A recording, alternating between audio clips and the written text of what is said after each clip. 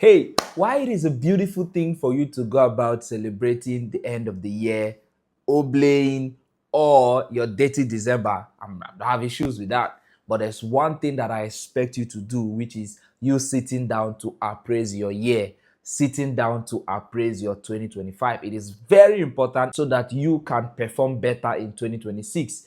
And trust me, this is that one thing that you need to do. This is that one thing that you need to do for yourself. Sit down to appraise your year. Now, I'll advise you create time before now and the end of the year, be it a day or two, where you will just lock in yourself and create that solitude that you need to ask yourself some critical questions and appraise your year and plan for the next year, which is 2026. The truth is that when you fail to plan, you are already planning to fail and you don't want to put yourself in that mix. Now, these are the 5 things that I expect you to do within this period when you are appraising your journey so far and also planning for the next year. Number 1 is gratitude. Now, so many times I've seen people have intentionally or unintentionally play down the power of, being grateful. My statement to you today is what? Sit down and count those things that you are grateful for in 2025. Now, my advice to you is that write them down. I believe that there is power in writing things down. When you write these things down, you will see how big these things are. So, those things that you are grateful about in 2025, sit down and write them down and celebrate them.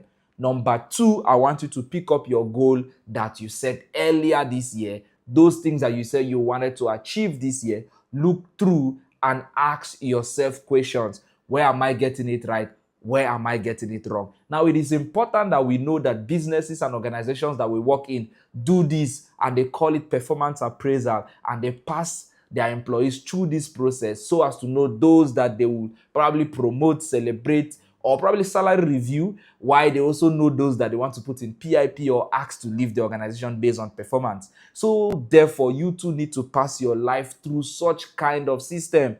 You need to look through your goals that you've set for the year and ask yourself, where did I get it right and where did I get it wrong? Number 3, and very much important, you need to find out what are the attitudes that helped you to be successful in these goals and what are the attitudes that made you to be unsuccessful. So you need to ask yourself those questions and pen them down.